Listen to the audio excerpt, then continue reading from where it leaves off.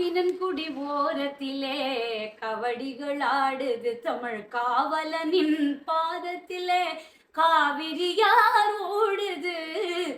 ஆவினன்குடி ஓரத்திலே கவடிகள் ஆடுது. மலேசியா வாழ் ஆத்தீக அன்பர்களுக்கு என்னுடைய பணிவன்பான வணக்கங்கள்.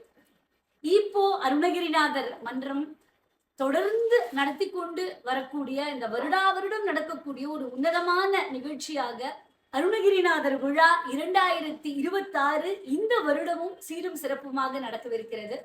பல்வேறு தமிழ் அறிஞர்கள் இந்த நிகழ்ச்சியில் பங்கு கொண்டு கந்தனுடைய வற்றாத கருணையை அருணகிரிநாதர் வழியே நமக்கு கொடுக்கவிருக்கிறார்கள்.